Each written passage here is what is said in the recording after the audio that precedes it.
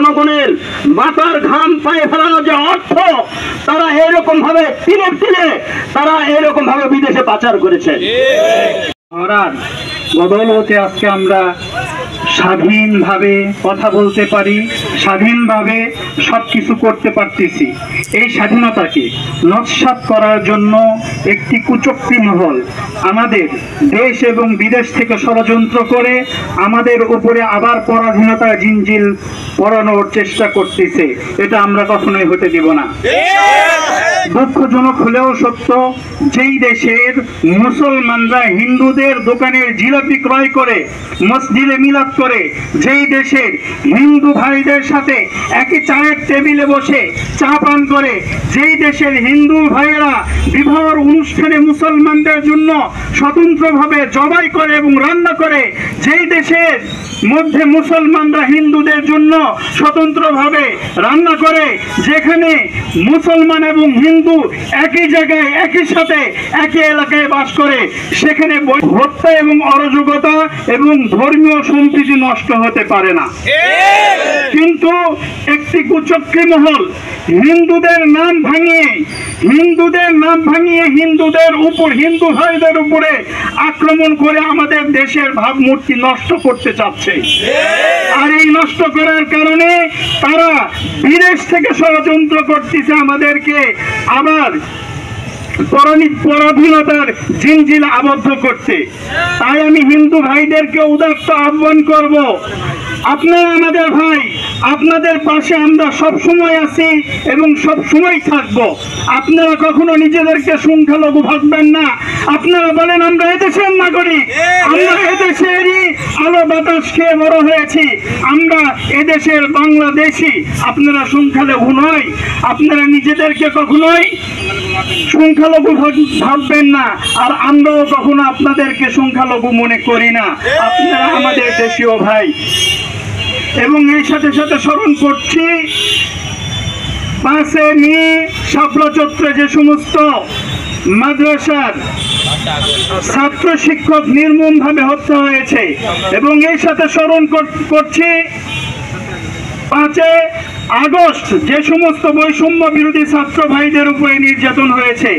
এর সাথে স্মরণ করছি বিডিআর বিদ্রোহীর নামে যে সমস্ত দেশীয় স্বৈরাচার, ফ্যাসিস্ট এবং বহিরাগত শক্তির মাধ্যমে আমাদের এই সার্বভৌমত্বের জওয়ানদের হত্যা করেছে।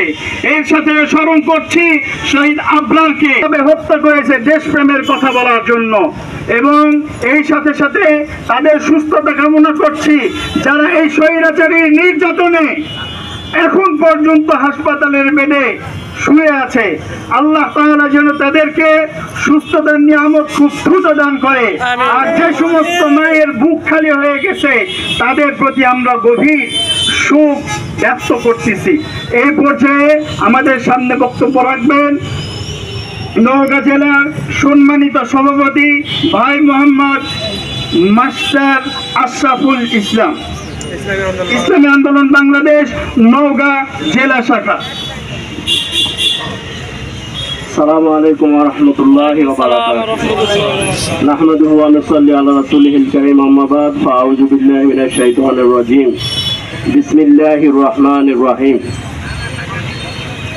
বৈষম্য বিরোধী ছাত্র আন্দোলনের যারা 5 আগস্ট সহ 16 জুলাই থেকে যারা হত্যা খুন হয়েছে এবং শহীদ হয়েছেন এবং তৎসহ যারা আহত হয়েছে তাদের মাগফিরাতে আজকের এই দোয়া অনুষ্ঠানের সম্মানিত সভাপতি এবং আমার সামনে উপবিষ্ট আমার তৌহিদি জনতা, আলোচনা অনেক হয়েছে, দীর্ঘ সময় আমরা আজকে অতিবাহিত করেছি। আমি আজকে একটা কথা আপনাদেরকে জানাই দিতে চাই। এই স্বৈর শাসক দীর্ঘ 16 বছর আমাদের উপরে জগদ্দল পাথরের মতো চেপে বসেছিল। বলেন বসেছিল কিনা? তারা মানে ইসলামী রাজনীতিকে নিষিদ্ধ করার একটা পায়তারা চালাইছিলেন। কি বলেন, চালাইছিলেন কিনা? তারা এরকম ভাবে আমাদের দাড়ি টুপি দেখলেই তারা বলে যে আমরা নাকি ধর্ম ব্যবসায়ী।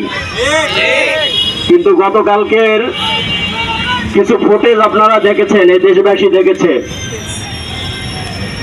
যে স্বৈর শাসকের ধর্মীয় উপদেষ্টা ছিলেন, দরবেশ বাবা বলা হতো, সালমান এফ রহমান, যে নাকি শেয়ার বাজার লুটপাট করে খেয়ে ফেলেছিল। সেই সালমান এফ রহমান উনি কোন পরিস্থিতিতে বর্তমান প্রশাসনের কাছে ধরা খেয়েছে আপনারা দেখছেন না? আচ্ছা, এই দরবেশ বাবা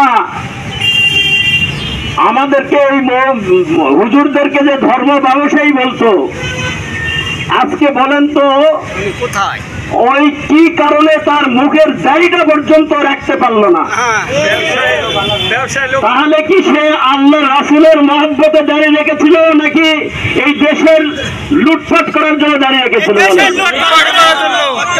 তাহলে ধর্ম ব্যবসায়ী তারা না, ধর্ম ব্যবসায়ী হুজুররা। ধর্ম আসলে হুজুররা কিন্তু ধার্মিক, আমরা ধার্মিক, এদেশে ধার্মিক, আর তারা হলেন ধর্ম ব্যবসায়ী। কি বলেন?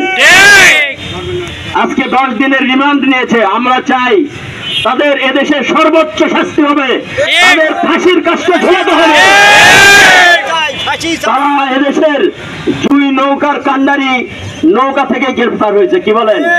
আরো যে 10 জন আছেন খুনি হাসিনা সহ, আরো 10 জন যেখানেই থাক না কেন, সেখান থেকেই আন্তর্জাতিক ট্রাইব্যুনালের মাধ্যমে তাদেরকে বিচারের আওতায় নিয়ে এসে এই বাংলার জমিনে তাদের ফাঁসি দিতে হবে। কি বলেন? আর তারা ইসলামী দলগুলোকে নিষিদ্ধ করার পাই তারা চালাচ্ছিল। আজকে এই আওয়ামী লীগকে এই দেশ থেকে নিষিদ্ধ করতে হবে। আওয়ামী লীগ যেন এই দেশের নাম নিশানা এই দেশে রাখতে না পারে, সেই ব্যবস্থাপনা করতে হবে। আমাদের আগামী দিনের ইনশাআল্লাহ যে আন্দোলন সংগ্রাম, সেই আন্দোলন সংগ্রামে ইনশাআল্লাহ এই 92% মুসলমানের দেশে আমরা রাষ্ট্রীয়ভাবে ইসলামের বিজয় দেখতে চাই। কি বলেন? যদি রাষ্ট্রীয়ভাবে আমরা ইসলামের বিজয় করতে পারি, তাহলে এই দেশের মানুষের যে স্বাধীনতার যে 3টা স্লোগান, এরকম ভাবে সামাজিক ন্যায় বিচার এবং মানবিক মর্যাদা, এটাই এই দেশের মানুষ ফিরে পাবে। এই জন্য ইনশাআল্লাহ আমরা রাষ্ট্রীয়ভাবে ইসলামের বিজয় করতে চাই। এ পর্যায়ে দোয়া পরিচালনা করবেন ইনশাআল্লাহ আমাদের মহাদেবপুর উপজেলা শাখার সম্মানিত সভাপতি হাফেজ মোহাম্মদ আজাদ হোসেন। সবাই দূরে শুরু করি। আল্লাহুম্মা সাল্লি আলা সাইয়্যিদিনা হাবিবিনা মুহাম্মদ সাল্লাল্লাহু আলাইহি ওয়া সাল্লাম। আলহামদুলিল্লাহি রাব্বিল আলামিন ওয়া সাল্লাতু ওয়া সালামু আলা সাইয়্যিদিল আমবিয়া'i ওয়াল মুরসালিন। ربنا آتنا في الدنيا حسنة وفي الآخرة حسنة وقنا عذاب النار. رب ارحمهما كما ربياني صغيرا. ربنا لا تزغ قلوبنا بعد إذ هديتنا وهب لنا من لدنك رحمة إنك أنت الوهاب.